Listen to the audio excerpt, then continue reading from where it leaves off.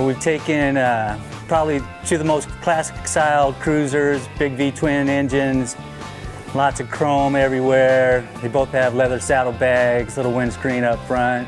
Try to get two of the most comparable bikes as we could to do this little comparison against. Man, the power on the Harley is it's really smooth, it's really flat, doesn't have any crazy torque curve spike or anything. It just goes, and it doesn't feel as powerful. In comparison to the Indian, doesn't have as much character. Dead smooth, which is awesome.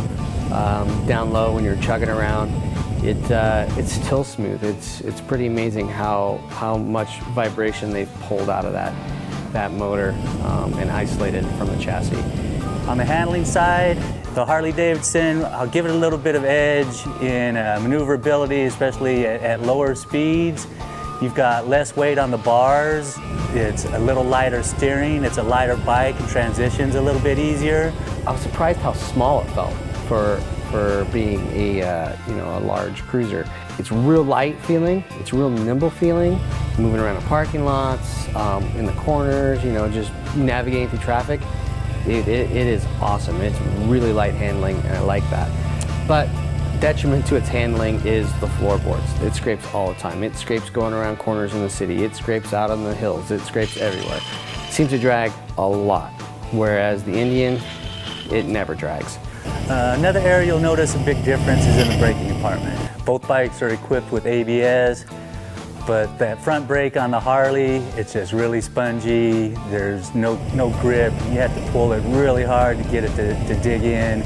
You pull on the lever, and it just feels like you're squeezing a block of wood. It doesn't even feel like it's slowing the thing down.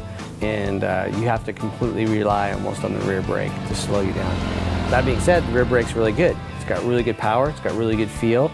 And the ABS, when you really stomp on it hard, it kicks in, kicks back to the pedal nicely, doesn't do anything weird, doesn't do anything strange. The seat on the Heritage Softail was the most comfortable out of the two bikes in our test.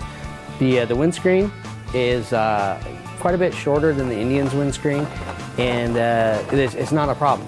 On one hand, you got a little bit lighter handling, a little easier maneuverable bike at low speeds in the Harley Heritage Softail Classic. With the Indian, you've got definitely more power, livelier throttle, a lot stronger brakes. Of course, there's almost $2,000 disparity in between the two because Indian marks up at $20,999, and the Harley as is that we tested is just under 19 grand.